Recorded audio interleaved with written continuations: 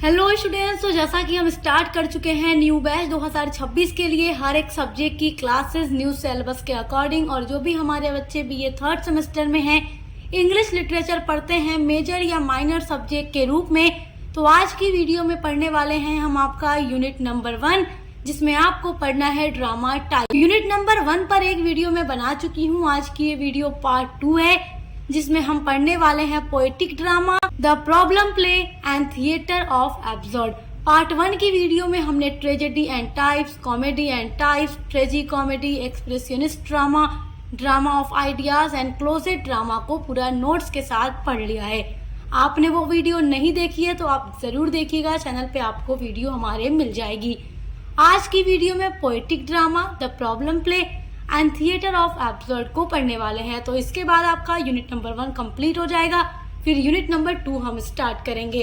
तो इसी तरीके से हर एक सब्जेक्ट की क्लासेस चल रही हैं सक्सेस मास्टर पॉइंट पे, तो चैनल को सब्सक्राइब करना मत भूलिएगा, क्योंकि यहाँ आपके एग्जाम की पूरी तैयारी कराई जाती है न्यू सिलेबस के अकॉर्डिंग। तो चलिए स्टार्ट करते हैं आपके टॉपिक को पढ़ना। तो देखिए, ये 7वां ड्रामा पढ़ रहे हैं आप यूनिट नंबर 1 का। 6 तो आप इसके पहले पढ़ ही चुके हैं। तो पोएटिक ड्रामा, पोएटिक मतलब होता है काव्यात्मक या काव्य, और ड्रामा मतलब होता है नाटक। तो पोएटिक ड्रामा यानी काव्य के रूप में लिखा गया ड्रामा। काव्य क्या होता है? तो पोएट्री होती है या जो कविताएं होती हैं, तो उस रूप में लिखा गया ये ड्रामा होता है। तो ये थोड़ा अलग तरीके का ड्रामा है poetic drama. Poetic drama is a genre of literature that refers to plays that contain distinctly poetic elements. तो पोएटिक ड्रामा जो है इज ए जेनर मतलब होता है शैली। तो ये लिटरेचर, इंग्लिश लिटरेचर की एक ऐसी शैली है पोएटिक ड्रामा दैट, जो कि रिफर करती है, संदर्भित करती है to plays that contain distinctly poetic elements. Poetic drama combines both the qualities of poetry and drama. तो ये एक ऐसा ड्रामा होता है जिसमें दोनों तरह के एलिमेंट्स शामिल होते हैं। एलिमेंट्स का मतलब तत्व होता है। तो इसमें पोएटिक एलिमेंट्स भी आपको देखने को मिलेंगे और ड्रामेटिक एलिमेंट्स भी आपको देखने को मिलेंगे। तो जो पोएटिक ड्रामा है कंबाइंस यानी बना होता है बोथ, दोनों, दो क्वालिटीज। क्वालिटीज मतलब गुण, ऑफ पोएट्री मतलब कविता, एंड द ड्रामा मतलब नाटक। तो जो पोएटिक ड्रामा होता है इसको हिंदी में कहते हैं काव्य नाटक। तो पद्य, आपने हिंदी में पद्य सुना होगा, पद्य और गद्य, तो वही है। गद्य मतलब जो ड्रामाज होता है वो गद्य की फॉर्म में, और जो पोएट्री होती है वो पद्य के फॉर्म में। तो पोएटिक ड्रामा पोएट्री के रूप में लिखा गया ड्रामा होता है। इसमें आपको पोएट्री और ड्रामाज दोनों के सारे एलिमेंट्स देखने को मिलेंगे। और इसमें जो भी बातचीत होती है मुख्यतः जो होती है गद्य के बजाय काव्य के रूप में कहे जाते हैं। In fact, poetry combined with drama increases seriousness in tragedy and actors feel comfortable to learn poetic dialogues. तो देखिए, in fact, वास्तव में जो पोएट्री होती है, poetry combined with drama, drama के साथ ये कंबाइन करके लिखी जाती है पोएटिक ड्रामा में। इंक्रीजेस मतलब बढ़ाती है, सीरियसनेस यानी गंभीरता को, इन ट्रेजेडी, ट्रेजेडी में, एंड एक्टर्स, और जो भी एक्टर होता है यानी जो भी कैरेक्टर होगा पोएटिक ड्रामा के अंदर, फील मतलब महसूस करता है, कंफर्टेबल मतलब आराम, टू लर्न, लर्न मतलब याद करना, पोएटिक मतलब काव्य, डायलॉग्स जो भी संवाद बोले जाएंगे। तो देखो, जब भी आप कोई ड्रामा देखते हैं तो उसमें कैरेक्टर्स होते हैं और कैरेक्टर्स अपने अलग अलग डायलॉग्स को बोलते हैं जो उनको बोलना होता है। तो पोएटिक ड्रामा में जो भी एक्टर होता है या जो मेन कैरेक्टर होता है वो पोएटिक डायलॉग्स को याद करने में काफी ज्यादा कंफर्टेबल होता है, उसके लिए ये इजी होता है। और पोएटिक ड्रामा के अंदर कैरेक्टर जब भी कोई बात कहता है वो एक गद्य के रूप में नहीं कहता, जबकि पोएटिक रूप में कहता है, पोएट्री के रूप में वो अपनी बात रखता है लोगों के सामने। It's words form is blank words और फ्री वर्ड्स। तो इसकी जो वर्ड्स फॉर्म होती है वो चाहे तो ब्लैंक वर्ड्स होती है या फ्री वर्ड्स होती है, यानी पोएटिक ड्रामा ब्लैंक वर्ड्स या फ्री वर्ड्स में लिखा जाता है। वर्ड्स तो आप जानते ही क्या है, स्टैंजा फॉर्म है। तो blank words, free words stanza form है, जो आप बीए सेकंड सेमेस्टर में पढ़ चुके हैं। तो देखिए, जो ब्लैंक वर्ड्स होता है इसमें मीटर होता है, राइम्स नहीं होती। और इसमें मीटर जो है वो रिदम की तरह काम करता है। राइम का मतलब तो आप जानते ही हैं, जैसे पोएम की लाइन के एंड में जो साउंड होता है मैच करता है वो राइम स्कीम होती है। तो ब्लैंक वर्ड्स में राइम नहीं होती, मीटर होता है और मीटर रिदम की तरह ही काम करता है, जबकि जो फ्री वर्ड्स होता है इसमें मीटर और राइम्स दोनों ही नहीं होता। Poetic drama reached its peak in Elizabethan age. Poetic drama reached पहुंचा था इट्स पीक अपनी ऊंचाई पर इन एलिजाबेथन एज में। तो पोएटिक ड्रामा एलिजाबेथन एज में बहुत ऊंचाई पर पहुंच गया था। तो पोएटिक ड्रामा क्या है, आई होप आप समझ ही गए होंगे कि इसमें ड्रामा में पोएट्री को मिला दिया जाता है। इससे ट्रेजेडी की सीरियसनेस भी बढ़ जाती है, यानी जो इसमें एक्टर या मेन कैरेक्टर होता है वो अपने डायलॉग्स को बोलने में काफी ज्यादा कंफर्ट फील करता है। तो वही होता है पोएटिक ड्रामा। इसका एक बहुत अच्छा एग्जाम्पल है murder in the cathedral by T S. Eliot. तो टी.एस. इलियट ने जो लिखा है drama murder in the cathedral, ये पोएटिक ड्रामा है और आपके सिलेबस 3rd सेमेस्टर इंग्लिश में ये प्रिस्क्राइब्ड भी है। तो आपको ये ड्रामा पढ़ना भी है और इसके बारे में मैं आपको पढ़ा भी चुकी हूँ। अब देखिए जो 8th ड्रामा दिया गया है आपकी यूनिट नंबर 1 में, वो है द प्रॉब्लम प्ले। प्रॉब्लम मतलब तो आप जानते ही हैं, समस्याएं या परेशानी। प्ले मतलब नाटक। तो ये नाटक जो है समस्याओं पर लिखा गया नाटक होता है, प्रॉब्लम्स पर लिखा गया प्ले होता है। The problem play is one that represents a problem, social, political, domestic, economic, racial, moral, educational etcetera. देखो द प्रॉब्लम प्ले जो परेशानियों का ड्रामा है, इज वन दैट ये एक ऐसा ड्रामा है, रिप्रेजेंट्स मतलब प्रस्तुत करता है, ए प्रॉब्लम एक समस्या को।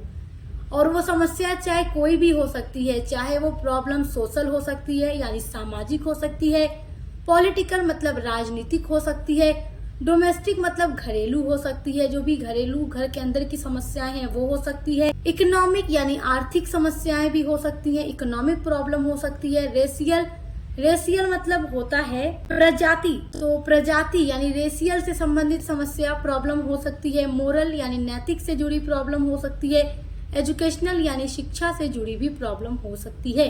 तो हर एक फील्ड में आपको कोई ना कोई प्रॉब्लम देखने को जरूर मिलेगी, चाहे वो सोशल हो, पॉलिटिकल हो, डोमेस्टिक हो, इकोनॉमिक हो, रेशियल हो, मोरल हो या एजुकेशनल हो। हर फील्ड में कोई ना कोई प्रॉब्लम्स जरूर होती हैं। With the rise of, rise मतलब होता है उदय होना, विद द राइज ऑफ यानी उदय के साथ, with the rise of the problem play began the realistic drama. तो द प्रॉब्लम प्ले के राइज के साथ यानी उदय के साथ, यानी जब प्रॉब्लम प्ले का राइज हुआ, जब प्रॉब्लम प्ले लिखा जाने लगा, began the realistic drama.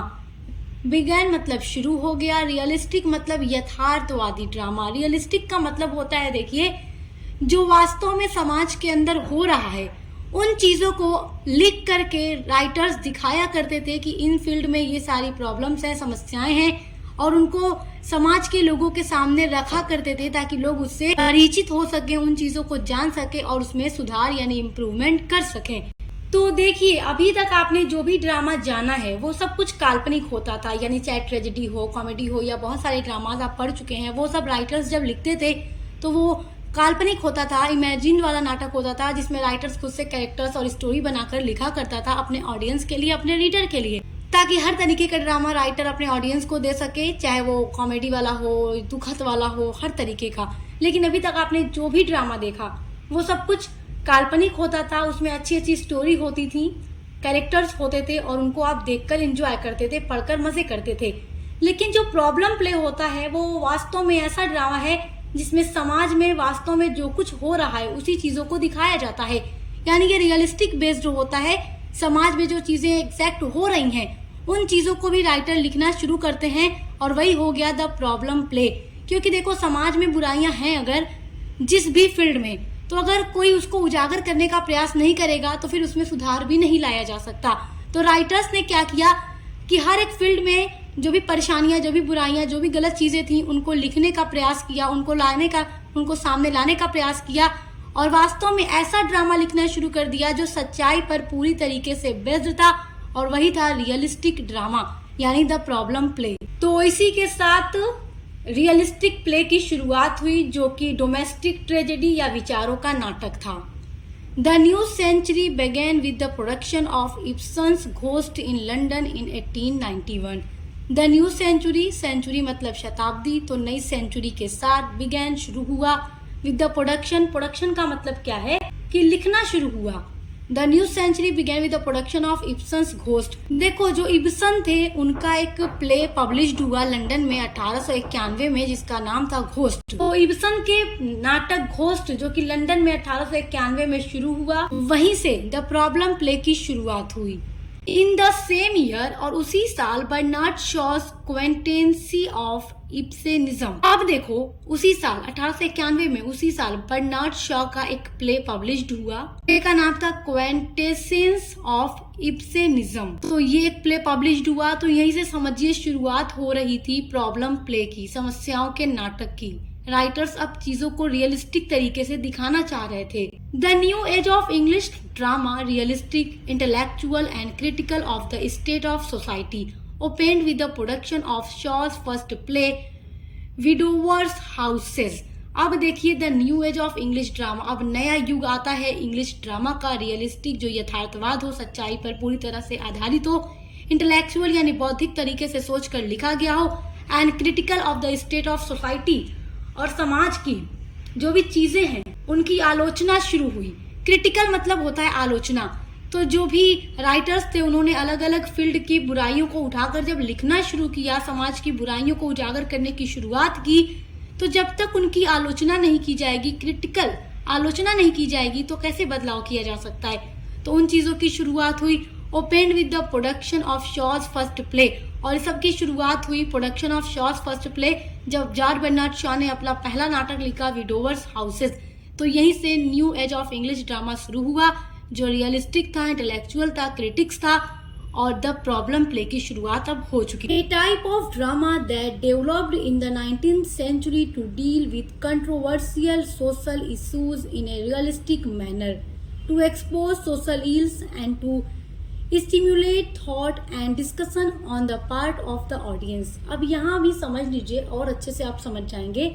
The type of drama, drama का प्रकार, दैट जो कि डेवलप्ड विकसित हुआ इन द 19th सेंचुरी 19वीं शताब्दी में, to deal with controversial social issues. Controversial मतलब विवाद वाला, सोशल इश्यूज यानी सामाजिक मुद्दे, इन ए रियलिस्टिक मैनर यानी यथार्थवाद तरीके से। तो सामाजिक बुराइयां जो थी, सोशल जो इल्स, उनको उजागर करने के लिए, to expose social ills.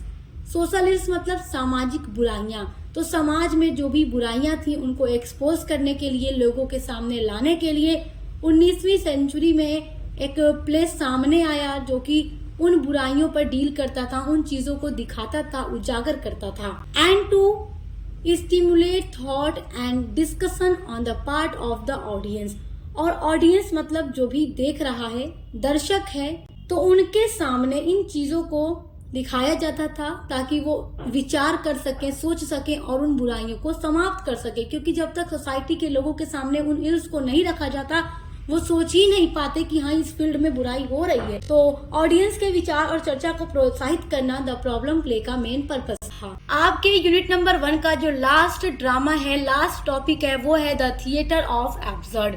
The theatre of absurd आपके एग्जाम के लिए बहुत इंपॉर्टेंट है और अक्सर एग्जाम में ये लॉन्ग क्वेश्चन में पूछा जाता है। तो आप समझिए थिएटर ऑफ एब्सर्ड क्या है। काफी इंटरेस्टिंग ड्रामा है, इसको समझिए। थिएटर ऑफ एब्सर्ड को जानने से पहले आपको थिएटर की मीनिंग जानना है और एब्सर्ड की मीनिंग जानना है। जब आप दोनों की मीनिंग एकदम अच्छे से समझ जाएंगे तो समझिए कि आप इस ड्रामा को बहुत अच्छे से समझ चुके हैं। Theatre, a area in which play और other dramatic performance are given. A area एक क्षेत्र या एक जगह, इन विच जहां पर, जिसमें, प्ले मतलब नाटक and other dramatic performance are given, यानी थिएटर वह जगह होती है जहां ड्रामा को परफॉर्म किया जाता है ऑडियंस के सामने। आप लोगों ने थिएटर में जाकर मूवी देखी होगी, आज के टाइम की बात कर रही हूँ, तो उस टाइम भी थिएटर में ड्रामास को परफॉर्म किया जाता था ऑडियंस के सामने, ऑडियंस को दिखाया जाता था। तो थिएटर वह जगह होती है जहां कोई ड्रामा या कोई भी ड्रामेटिक चीजें परफॉर्म की जाती है। एब्सर्ड मतलब होता है नॉनसेंस, इलॉजिकल और इनएप्रोप्रिएट, यानी कि जिसका कोई अर्थ न हो, बेतुका हो, बेकार हो, नॉनसेंस हो, बेहुदा हो। एब्सर्ड का मतलब भी वही होता है। तो कुल मिलाकर थिएटर ऑफ एब्सर्ड का मतलब होता है ऐसा ड्रामा परफॉर्म किया जाना जिसका कोई पर्पस न हो, कोई मीनिंग ना हो, कोई एंड ना हो, पूरा ड्रामा ही इलॉजिकल हो, नॉनसेंस हो और उसमें कोई ना स्ट्रक्चर हो ना कोई प्लॉट हो। अभी तक आप यही जानते आए हैं कि हर ड्रामा में एंड में कोई ना कोई स्टोरी होती है या स्टोरी एंड में फिनिश हो जाती है, ऑडियंस को देखकर अच्छा लगता है और कोई ना कोई उसमें पर्पस होता है, कोई ना कोई स्टोरी होती है, मजेदार होती है, लॉजिक होता है। बट जो थिएटर ऑफ एब्सर्ड है ये ऐसा ड्रामा होता है जिसमें ना कोई मीनिंग है, ना कोई पर्पस है, ना कोई लॉजिक है, ना कोई प्लॉट है, ना कोई स्ट्रक्चर है। बस क्या है, नॉनसेंस है, इलॉजिकल है, बेतुका है, पर्पसलेस है, मीनिंगलेस। तो थिएटर ऑफ एब्सर्ड का मतलब होता है कि ऐसा ड्रामा थिएटर में परफॉर्म किया जाना जिसका कोई मतलब ही ना हो, जो मीनिंगलेस हो। अब समझते हैं थिएटर ऑफ एब्सर्ड का बैकग्राउंड कि आखिर थिएटर ऑफ एब्सर्ड इस तरीके का ड्रामा सामने क्यों आया, ये ड्रामा क्यों लिखना शुरू हुआ। देखो, हर चीज के पीछे किसी न किसी चीज की एक वजह होती है। तो थिएटर ऑफ एब्सर्ड एक मीनिंगलेस ड्रामा सामने आया तो इसके पीछे भी कोई ना कोई वजह रही होगी, कोई बैकग्राउंड होगा। तो यस, सेकेंड वर्ल्ड वॉर ही इसका पूरा बैकग्राउंड है। World war second was a global war, ये एक पूरी दुनिया का बहुत बड़ा युद्ध था that lasted from 1939 to 1945, जो कि 1939 में शुरू हुआ और 1945 तक ये वार चलता रहा। Among the estimated 45 to 60 million people killed, और इसमें लगभग 45 से 60 मिलियन लोग मारे गए, खून बहे, खूनों की नदियां बही, करोड़ों लोगों के घर उजड़ गए, पूरी देश की अर्थव्यवस्था खराब हो गई। आप कह सकते हैं कि बहुत ही खतरनाक युद्ध, महायुद्ध था ये युद्ध, जिसमें करोड़ों लोग मारे गए। The theatre of the absurd is a movement made up to many diverse plays written between 1950 to 1980। तो देखिए, जो थिएटर ऑफ एब्सर्ड है ये एक कह सकते हैं मूवमेंट है या एक आंदोलन था उस टाइम पर। सेकेंड वर्ल्ड वॉर जब खत्म होता है तो उसके बाद जो लोगों की जिंदगी थी, जो लोगों की लाइफ थी, उसका अब कोई मतलब ही नहीं था। उनकी सारी उम्मीदें खत्म हो चुकी थी क्योंकि हर किसी के घर घराने के मारे जा चुके थे, सब कुछ खत्म हो चुका था। अब उनके जीने की कोई वजह ही नहीं थी, क्योंकि जब इतना बड़ा वॉर हो और कई करोड़ लोग मारे जाएं, खूनों की नदियां बह जाएं, तो उसके बाद जो भी लोग बचे रहेंगे उनकी उम्मीदें खत्म हो चुकी रहेंगी।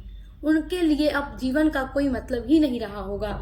तो लोग उस टाइम पर बेतुकी बातें करना शुरू कर देते हैं। The human situation was basically meaningless and absurd. तो उस टाइम लोगों को ये लगने लगा था कि उनके जीवन में कोई मीनिंग ही नहीं है, उनके लाइफ में केवल और केवल परेशानियां हैं। अब ह्यूमन सिचुएशन ऐसी हो गई थी कि उनकी जीवन मीनिंगलेस है, एब्सर्ड है, नॉनसेंस है। लोगों को अब कुछ भी समझ नहीं आ रहा था कि क्या हो रहा है, और अब मीनिंगलेस बातें लोग करने लगे थे। लोगों की बातों में कोई लॉजिक नहीं था, कोई अर्थ नहीं होता था। और उस टाइम जैसा रियलिटी में हो रहा था, मतलब लोगों की लाइफ एकदम मीनिंगलेस हो चुकी थी, तो अब रियलिटी में यही सब कुछ हो रहा है। तो वैसा ही थिएटर में ड्रामा भी परफॉर्म किया जाने लगा, लोगों को दिखाया जाने लगा। सोसाइटी में जैसा हो रहा था वही ड्रामा में थिएटर में परफॉर्म करके दिखाया जाने लगा। ड्रामा में न कोई स्टोरी होती थी, न प्लॉट, न structure. There are no plot, no purpose, no structure and ending is absurd with no solution. तो इस तरीके के ड्रामा में ना कोई प्लॉट होता था, ना कोई पर्पस, ना स्ट्रक्चर और न ही कोई एंडिंग। मतलब एकदम बेकार सा पूरा ड्रामा होता था, उसमें एंड में कोई सॉल्यूशन भी नहीं होता था। जैसे आप कोई मूवी देखते हैं या कोई ड्रामा ही पढ़ते हैं या देखते हैं तो एंड में आकर सारी चीजें एकदम सही हो जाती हैं, बट थिएटर ऑफ एब्सर्ड जैसे ड्रामा में कुछ भी सही नहीं होता, क्योंकि ये ड्रामा उस टाइम पर दिखाया जा रहा था जब सेकेंड वर्ल्ड वॉर के बाद लोगों की लाइफ मीनिंगलेस हो चुकी थी, बेकार हो चुकी थी। लोग अजीबोगरीब बातें करते थे, अजीबोगरीब हरकत करते थे। तो उसी तरीके से एक ड्रामा थिएटर में परफॉर्म होने लगा था। तो इस ड्रामा में क्या होता था, जो कैरेक्टर होते थे अजीब अजीब हरकतें करते थे, बिल्कुल पागलों जैसी, और अजीब अजीब डायलॉग भी बोलते थे जिस डायलॉग का कोई मतलब ही नहीं होता था। सोसाइटी में उस समय जैसी कंडीशन थी और जो नाउम्मीदी थी वही थिएटर में परफॉर्म की जाती थी। तो वहीं से एक ड्रामा बनता है the theatre of absurd. I hope कि आप पूरा बैकग्राउंड समझ गए होंगे थिएटर ऑफ एब्सर्ड का। अब जानते हैं कि ये एब्सर्ड वर्ड आया कैसे। The term absurd is philosophical term. जो एब्सर्ड वर्ड है ये एक फिलोसफिकल यानी दार्शनिक टर्म है। It was first use by French philosopher Albert Camus in his essay the myth of Sisyphus published in 1942। तो जो एब्सर्ड वर्ड है इसको सबसे पहली बार यूज किया था फ्रेंच फिलोसोफर, जो फ्रांस के दार्शनिक थे, अल्बर्ट कैम्यूस नाम था उनका, फ्रेंच फिलोसोफर थे। उन्होंने सबसे पहले एब्सर्ड वर्ड को यूज किया था इन हिज एसे, अपने एसे में द मिथ ऑफ सिसिफस। तो अल्बर्ट कैम्यूस का एक एस्से है जिसका नाम है द मिथ ऑफ सिसिफस, जो पब्लिश्ड हुआ था 1942 यानी 1942 में। तो इसी एस्से में उन्होंने ही सबसे पहली बार एब्सर्ड वर्ड का यूज किया था। अल्बर्ट कैम्यूस का जो ये एस्से है, इसमें एक सिसिफस नाम का कैरेक्टर होता है जिसकी जो लाइफ होती है मीनिंगलेस होती है। तो कैम्यूस का मानना है कि मनुष्य का जो जीवन है वो सिसिफस की तरह ही होता है, क्योंकि जो सिसिफस है उसकी लाइफ में क्या है, इस एस्से के अंदर क्या मेन स्टोरी है। देखो, इसमें बात यह है कि जो सिसिफस है इसको एक समझी सजा के रूप में ऊपर से पहाड़ से एक चट्टान गिरती है, जो देवताओं के थ्रू इसको एक सजा दी गई है। और चट्टान जब ऊपर से नीचे की तरफ गिरती है तो सिसिफस उसको रोकने की कोशिश करता है, उसको रोककर चट्टान को ऊपर तक पहुंचाता है। फिर वो चट्टान ऊपर से नीचे गिरने लगती है। तो जैसे ही चट्टान ऊपर चोटी के पास पहुंचती है, फिर चट्टान फिसल कर वापस नीचे आ जाती थी और सिसिफस को फिर वही काम करना पड़ता था कि फिर से चट्टान ऊपर ले जाओ। तो ऊपर पहुंचते ही फिर वो नीचे गिरने लगती, फिर सिसिफस उसको रोकता, फिर ऊपर ले जाता। तो यही प्रोसेस पूरे इस एस्से के अंदर दिखाया गया है। तो सिसिफस का जो लाइफ थी पूरी मीनिंगलेस थी। तो अल्बर्ट कैम्यूस का मानना है कि जो इंसानों का जीवन है वो बिल्कुल सिसिफस के ही जीवन की तरह है, जिसमें कोई स्पष्ट अर्थ नहीं है और नहीं कोई उद्देश्य है। हम अपने पूरी लाइफ में संघर्ष करते हैं, स्ट्रगल करते हैं, काम करते हैं, कोशिशें करते हैं, लेकिन एंड में हम सब कुछ खो देते हैं। सिसिफस का जो भाग्य है वो बेतुका है, मीनिंगलेस है, क्योंकि वो जानता है कि वो जो कोशिश कर रहा है चट्टान को ऊपर ले जाने के लिए, फिर से वो नीचे गिरेगी, फिर से उसको ऊपर ले जाना है। और कैम्यूस का ये भी मानना है कि जो सिसिफस है वो खुश भी माना जा सकता है, क्योंकि वो अपने इस भाग्य को स्वीकार भी करता है। जैसे ही चट्टान नीचे गिरती है वो ऊपर की ओर फिर से ले जाता है। तो ये एक ऐसा ही एस्से है जिसमें एक ऐसी स्टोरी है मीनिंगलेस। तो एब्सर्ड वर्ड इसी में यूज हुआ, मीनिंगलेस वर्ड इसी में यूज हुआ। अब बात करते हैं थिएटर ऑफ एब्सर्ड वर्ड कैसे बना, इसको सबसे पहले किसने यूज किया। The term theatre of the absurd was first coined by Martin Esslin in his book the theatre of the absurd 1961। अब जो पूरा ये ड्रामा का नाम है थिएटर ऑफ द एब्सर्ड, इसको सबसे पहली बार कॉइन्ड किया यानी खोजा या यूज किया बाय मार्टिन एसेलिन। मार्टिन एसेलिन जो थे उन्होंने सबसे पहली बार अपनी बुक का नाम है the theatre of the absurd, जो कि पब्लिश्ड हुई 1961 में। इसमें उन्होंने थिएटर ऑफ द एब्सर्ड को यूज किया। तो इस तरह आप समझ गए होंगे कि थिएटर ऑफ द एब्सर्ड क्या है, ये सबसे पहले किसने यूज किया और किस तरीके का ये ड्रामा होता है। अब बात करते हैं कुछ राइटर्स की जिन्होंने इस तरीके के ड्रामा को लिखा है। देखिए, जो थिएटर ऑफ एब्सर्ड ड्रामा था इसको इंग्लैंड के राइटर्स ने अडॉप्ट किया और ये एक तरह का मूवमेंट था जो सिर्फ इंग्लैंड में ही नहीं बल्कि अमेरिका और यूरोप के भी बहुत सारे देशों में फैला, जिसमें कोई सीक्वेंसेस नहीं होता था। इसमें स्टोरी नहीं बताई जाती थी बल्कि ह्यूमन साइके पर जोर दिया जाता था, यानी इंसान क्या सोच रहा है, क्या फील कर रहा है वो दिखाया जाता था मीनिंगलेस तरीके से। अब बात करते हैं उन राइटर्स की जिन्होंने इस तरीके का ड्रामा लिखा है।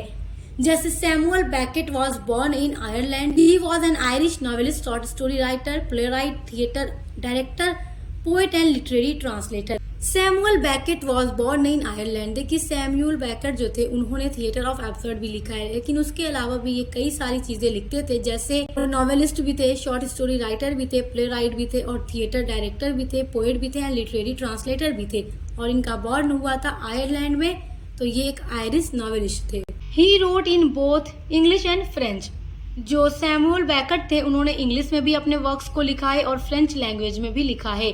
He won the Nobel Prize for Literature in 1969 और उनके वर्क के लिए लिटरेचर में उन्हें नोबेल प्राइज भी दिया गया है 1969 ईस्वी में। His famous absurd drama. अब देख लेते हैं सैमुअल बेकेट के कुछ फेमस एब्सर्ड ड्रामा जो उन्होंने लिखा है। तो इन्होंने लिखा वेटिंग फॉर गोडोट, जो कि एक फेमस एब्सर्ड ड्रामा है जो कि 2 एक्ट प्ले है। इसका 2 टाइटल है क्योंकि ये इंग्लिश और फ्रेंच दोनों लैंग्वेज में है। तो फ्रेंच टाइटल इसका है एन अटेंडेंट गोडोट, जो 1952 में उन्होंने लिखा था। और इंग्लिश में जब ये ट्रांसलेट हुआ तो वेटिंग फॉर गोडोट, यानी इसमें जो कैरेक्टर होता है वो गॉड का इंतजार कर रहा है। वेटिंग फॉर गोडोट, तो गॉड तो आ ही नहीं सकते, गॉड का चाहे कितना भी इंतजार कर लिया जाए गॉड तो आएंगे नहीं उनके पास।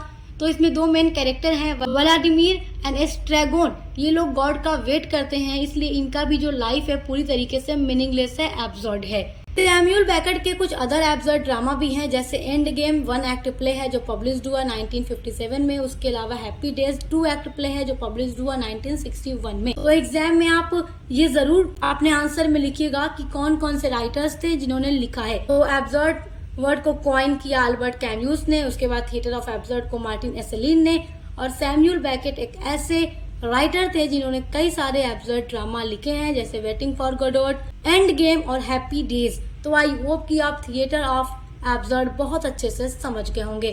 तो आपकी जो यूनिट नंबर 1 है वो खत्म होती है इस वीडियो के साथ, और आपकी यूनिट नंबर 2 के साथ हम मिलते हैं। और इसी तरीके से हर एक सब्जेक्ट की क्लासेस चैनल पे चल रही हैं, तो उसके लिए विजिट जरूर कीजिएगा और सब्सक्राइब करना मत भूलिएगा। मिलते हैं अगली वीडियो के साथ।